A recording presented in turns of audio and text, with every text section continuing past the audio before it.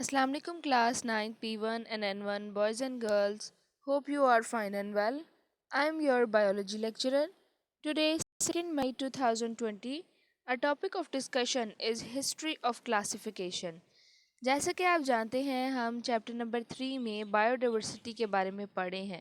तो बायोडाइवर्सिटी में हमने सबसे पहले बायोडाइवर्सिटी की डेफिनेशन पढ़ी, फिर उसकी इम्पोर्टेंस, फिर क्लासिफिकेशन और क्लासिफिकेशन यानी ग्रुपिंग ऑफ ऑर्गेनिज्म, उसके एम्स और प्रिंसिपल पढ़े और उसके बाद हमने पढ़ी टेक्सोनोमिक हायरार्की। आज हमने पढ़ना है हिस्ट्री ऑफ क्लासिफिकेशन यानी क्लासिफिकेशन सिस्टम जो है उसकी क्या हिस्ट्री है।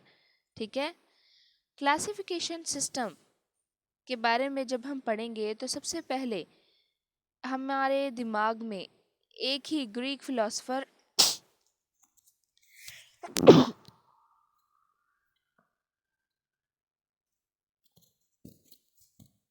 सॉरी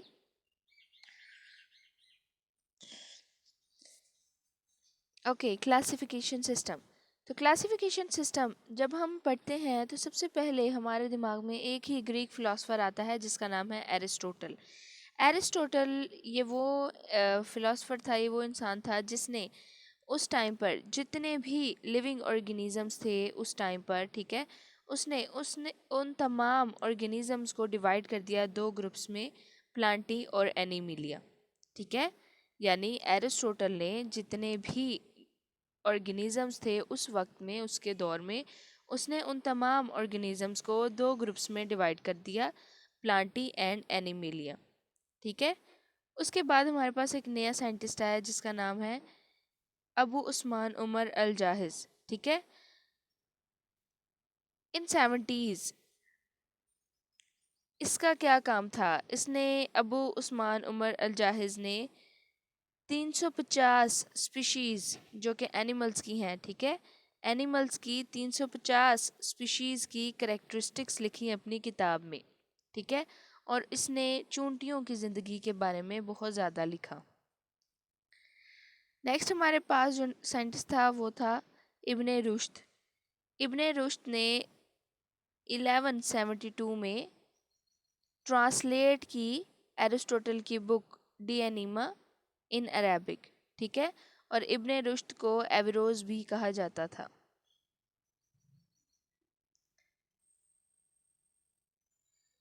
15वीं सेंचुरी के बाद यानी 15th सेंचुरी के बाद काफ़ी बायोलॉजिस्ट ऐसे थे, बहुत ज़्यादा बायोलॉजिस्ट थे जिन्होंने अपना काम स्टार्ट किया क्लासिफिकेशन मेथड पर।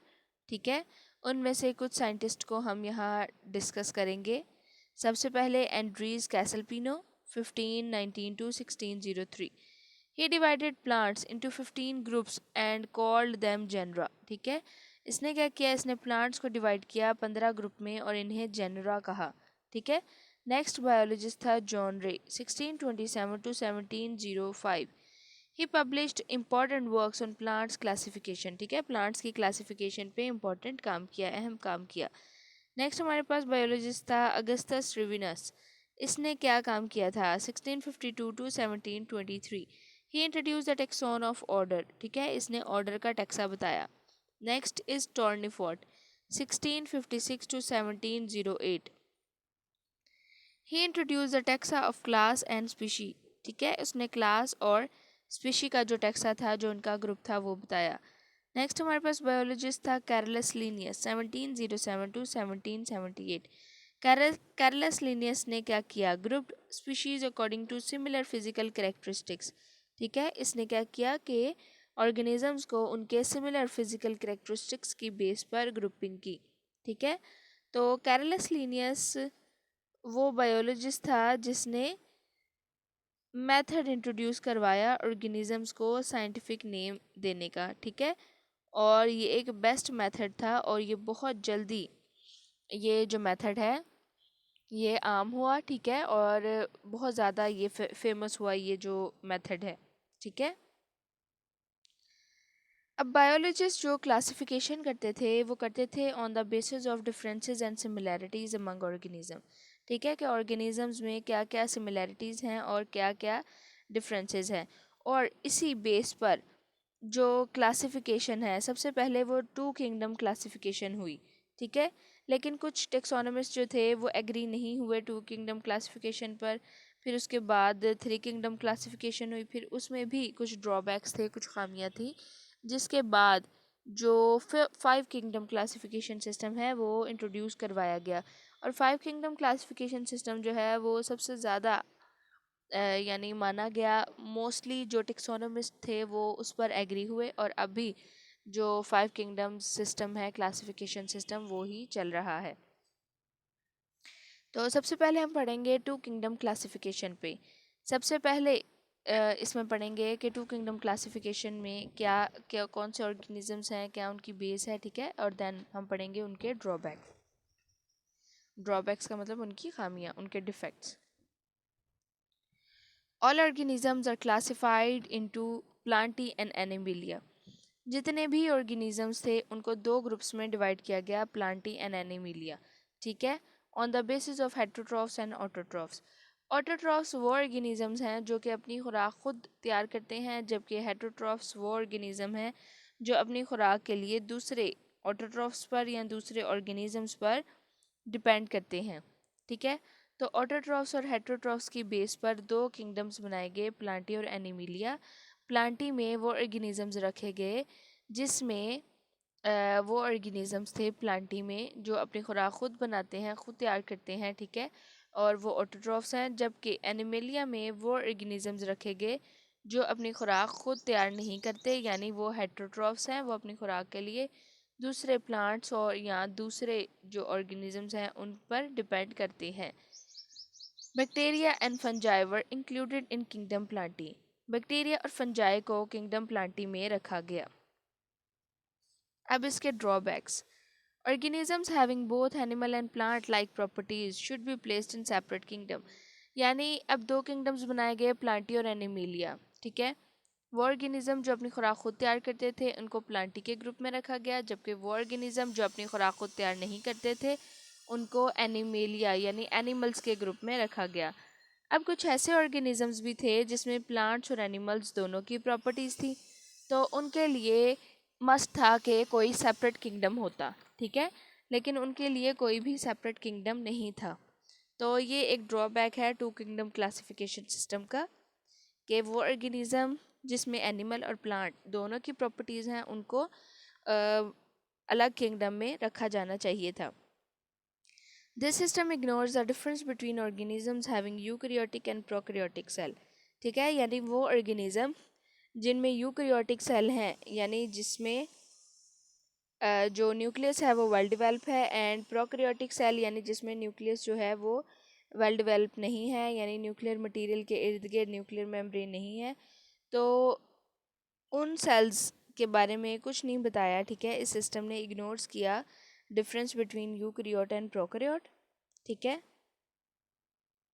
तो जब एक ड्रॉबैक है तो उस ड्रॉबैक को ख़त्म करने के लिए हमने जो उस टाइम पर जो बायोलॉजिस्ट थे, जो साइंटिस्ट थे, उन्होंने एक और किंगडम क्लासिफिकेशन की, that is three kingdom classification, ठीक है। 1866 में अर्नस्ट हैकेल ने सॉल्व किया फर्स्ट ऑब्जेक्शन और प्रपोज किया तीसरा किंगडम, दैट इज़ प्रोटिस्टा, ठीक है, ताकि प्रोटिस्टा में ऐसे ऑर्गेनिजम्स रखे जाएं जिनमें दोनों प्रॉपर्टीज़ हैं, एनिमल और प्लांट लाइक, ठीक है। He include bacteria in kingdom Protista. उसने बैक्टीरिया को किंगडम प्रोटिस्टा में रखा, ठीक है, क्योंकि पहले जो था, पहले फंजाई और जो बैक्टीरिया थे वो दोनों किंगडम प्लांटी में थे, ठीक है। तो अर्नस्ट हैकेल ने क्या किया, उसने ये ऑब्जेक्शन सॉल्व किया और उसने उस बैक्टीरिया को निकाला और उसने उसे प्रोटिस्टा में रख दिया, ठीक है। मीन्स जो नेक्स्ट थर्ड किंगडम बनाया था, तो फर्स्ट ऑब्जेक्शन जो है वो सॉल्व हुआ और थर्ड किंगडम बन गया प्रोटिस्टा। और सेकंड काम क्या किया अर्नस्ट हैकेल ने कि उसने बैक्टीरिया को प्रोटिस्टा में रख दिया। But fungi were still included in kingdom Plantae, लेकिन जो फंजाई था वो अभी भी किंगडम प्लांटी में ही इंक्लूड था, ठीक है। फंजाई की जो पोजीशन थी वो चेंज नहीं की इस क्लासिफिकेशन सिस्टम में। अब इस क्लासिफिकेशन सिस्टम के जो ड्रॉबैक्स हैं, यानी जो उसके ऑब्जेक्शंस हैं या जो उसके डिफेक्ट्स हैं, वो क्या हैं। This system didn't clear the difference between prokaryote and eukaryote. इस सिस्टम ने भी प्रोकैरियोट्स और यूकैरियोट्स के दरमियान जो सिस्टम जो डिफरेंस था उसे क्लियर नहीं किया। Some biologists disagreed about the position of fungi in kingdom Plantae. कुछ बायोलॉजिस्ट जो थे वो अभी भी डिसएग्री थे फंजाई की पोजीशन से कि फंजाई जो किंगडम प्लांटी में रखा गया। क्यों? क्योंकि फंजाई जो हैं वो हेट्रोट्रॉफ्स हैं, वो अपनी खुराक खुद तैयार नहीं करते, और किंगडम प्लांटी में तो ऐसे ऑर्गेनिजम्स रखने चाहिए जो कि अपनी खुराक खुद तैयार करते हैं। ठीक है, तो फंजाई हेट्रोट्रॉफ थे और फंजाई अपनी खुराक लेते हैं by the process of absorption, यानी जज़ब करके अपना फूड जो है वो इनटेक करते हैं। They don't have cellulose in their cell wall, इनकी सेल वॉल में सेलुलोज नहीं होती है। रैदर पोजेस काइटिन, जबकि ये काइटिन रखते हैं अपनी सेल वॉल में। ठीक है, next is five kingdom classification system. 1937 में ई चैटन ने सजेस्ट की एक टर्म प्रोकैरियोट बैक्टीरिया को डिस्क्राइब करने के लिए, और इसी तरह eukaryote to describe plants and animal cell.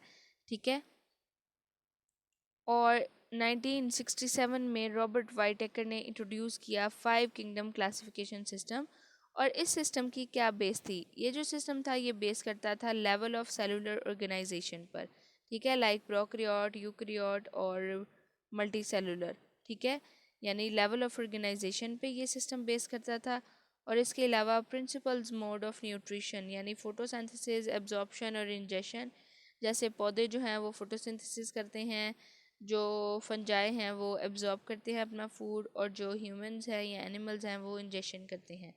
ठीक है, तो इन बेसिस पर जो फाइव किंगडम क्लासिफिकेशन सिस्टम है वो इंट्रोड्यूस हुआ। नेक्स्ट 1988 में मार्गुलस एंड श्वार्ट्ज, इन्होंने मॉडिफाई किया फाइव किंगडम क्लासिफिकेशन जो कि वाइटेकर ने बताई थी। ठीक है, और इन्होंने जेनेटिक्स भी जो है जेनेटिक्स को भी यूज़ किया along with cellular organisation and mode of nutrition in classification. ठीक है, उसने क्या किया कि उसने इन किंगडम्स को सेम वही रहने दिया जैसा कि वाइटेकर ने बताया था, जस्ट उसमें कुछ कुछ मॉडिफिकेशंस की। ठीक है, तो फाइव किंगडम्स की जो डिटेल है वो हम पढ़ेंगे कल के लेक्चर में। आज के लेक्चर में हमने इतना ही पढ़ना था। Okay class, now take out your page 36।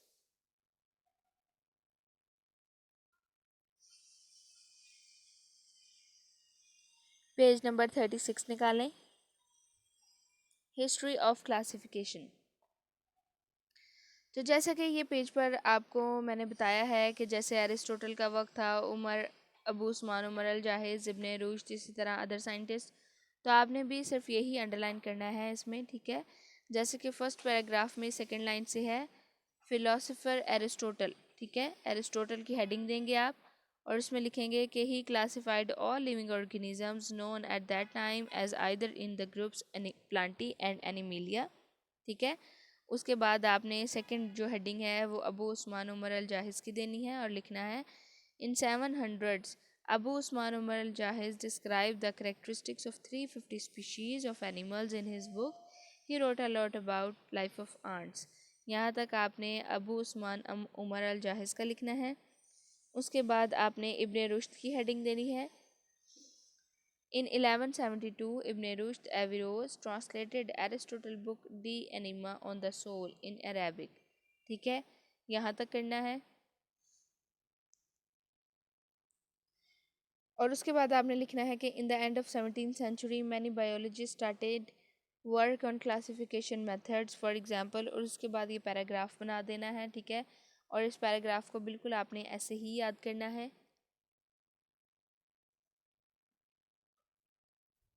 Like उनके नेम्स, उनके डेट और उनके फ्रंट पर उनका वर्क कि उन्होंने क्या काम किया था।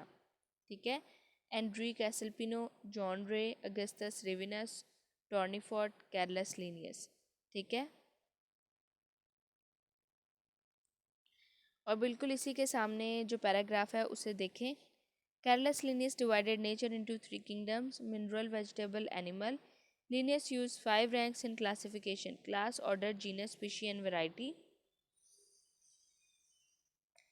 Linear is best known for this his introduction of method still used to formulate the scientific name of every species। ठीक है, तो ये जो टेबल है ये MCQs के पॉइंट ऑफ व्यू से इम्पोर्टेंट है। ठीक है, कि उसने डिवाइड किया नेचर को 3 किंगडम में, ठीक है। वो कौन कौन से किंगडम्स हैं, उसके अलावा 5 किंगडम्स में जो उसने रैंक्स यूज़ किए वो कौन से थे। और इसकी जो लास्ट लाइन इस बॉक्स की है कि साइंटिफिक नेम उसने दिए हर स्पीशी को, तो ये मोस्ट इम्पॉर्टेंट है इस लिहाज से। और ये एमसीक्यू में भी मोस्टली रिपीटेड है कि जो कैरलेस लीनियस था उसने साइंटिफिक नेम दिए थे, यानी उसने प्रोसेस जो स्टार्ट किया था साइंटिफिक नेम देने का ऑर्गेनिजम्स को, ठीक है।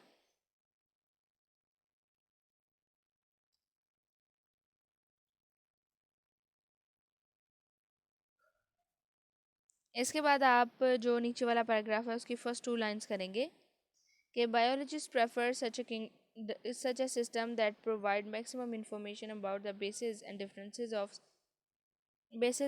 differences and similarities among organisms, ठीक है। तो ये लाइन करनी है। उसके बाद आपने करना है 2 किंगडम क्लासिफिकेशन सिस्टम। और 2 किंगडम क्लासिफिकेशन सिस्टम में जैसे कि ये 3 पॉइंट्स मैंने लिखे हैं, आपने बिल्कुल इन्हीं हेडिंग्स के साथ इन 3 पॉइंट्स को अंडरलाइन कर लेना है। और उसके अलावा ऑटोट्रॉफ्स और हेटरोट्रॉफ्स का बताना है, ठीक है, कि in the oldest classification system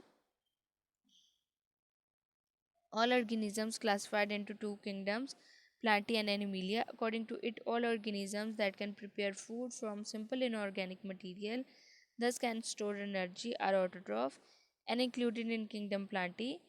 On the other hand, organisms that cannot synthesize their food and develop on autotroph and depend on autotroph and others are heterotroph and are included in kingdom Animalia. According to this system, bacteria and fungi and algae were included in kingdom Plantae, ठीक है। इसके बाद जो next paragraph है उस पर आप heading देंगे ड्रॉबैक्स की।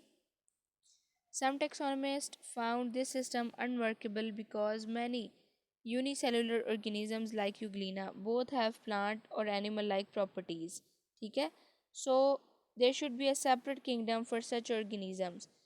This system also ignores the difference between eukaryote and prokaryotic cell, ठीक है, कि उन ऑर्गेनिजम्स का डिफरेंस नहीं रखा जिनमें यूक्रियोटिक और प्रोक्रियोटिक सेल्स मौजूद थे। तो प्रोक्रियोट्स वो होते हैं जिनमें न्यूक्लियस के इर्द गिर्द वेल डेवलप मेम्ब्रेन नहीं होती है, जबकि यूक्रियोट वो होते हैं जिसमें न्यूक्लियस और अदर ऑर्गेनेलिज के इर्द गिर्द वेल मेम्ब्रेन बाउंडेड स्ट्रक्चर्स होते हैं। तो इस ड्रॉबैक की वजह से, इस ऑब्जेक्शन, इस डिफेक्ट की वजह से जो नेक्स्ट किंगडम है वो प्रपोज हुआ, that is 3, I mean to say next जो सिस्टम है क्लासिफिकेशन का वो प्रोड्यूस हुआ, that is 3 kingdom classification system. तो इसमें बिल्कुल ऐसे ही जो फर्स्ट पैराग्राफ है वो इसके बारे में बता रहा है 3 किंगडम के बारे में, और सेकंड पैराग्राफ जो है वो इसके ड्रॉबैक्स बता रहा है। In 1866, Ernst Haeckel solved the first objection, proposed a third kingdom, that is Protista, to accommodate Euglena-like organisms, यानी वो organism जिनमें plant और animal-like properties हैं उनको एक separate kingdom में रखने के लिए एक third kingdom propose हुआ जिसका नाम है Protista. He included bacteria in kingdom Protista. उसने क्या किया, अर्नस्ट हैकेल ने, उसने इंक्लूड किया बैक्टीरिया को इस प्रोटिस्टा में, ठीक है, प्लांटी से निकाल कर प्रोटिस्टा में डाल दिया। In this system fungi were still included in kingdom Plantae, और इस सिस्टम में भी फंजाई को अभी भी किंगडम प्लांटी में रखा गया। नेक्स्ट पैराग्राफ पर आप हेडिंग देंगे ड्रॉबैक्स की।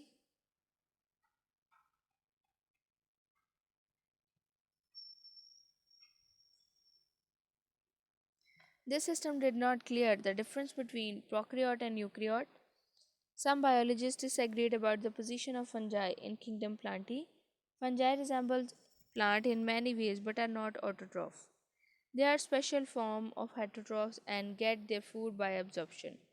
They do not have cellulose in their cell wall, rather possess chitin. ठीक है, यानी फंजाई जो है वो हेटरोट्रॉफ भी नहीं हो रहे हैं और फंजाई जो है वो ऑटोट्रॉफ भी नहीं, फंजाई जो है वो हेटरोट्रॉफ हैं, ठीक है, और वो जो अपनी खुराक है वो लेते हैं by the method of absorption, ठीक है। और फंजाई जो है वो ऑटोट्रॉफ्स नहीं है, यानी अपनी खुराक खुद नहीं बनाते हैं, ठीक है। Fungi are heterotrophs.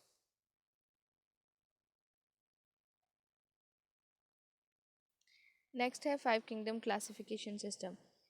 In 1937, each attempt suggested the term prokaryote to describe bacteria and eukaryote to describe animal and plant cell.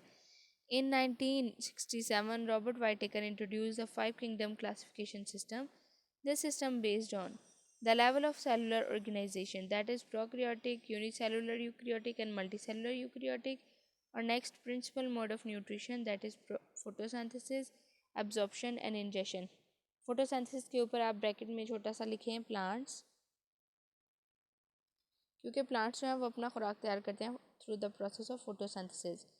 उसके बाद एब्जॉर्प्शन के ऊपर लिखे फंजाई, फंजाई जो है वो अपनी खुराक लेते हैं बाय एब्जॉर्प्शन।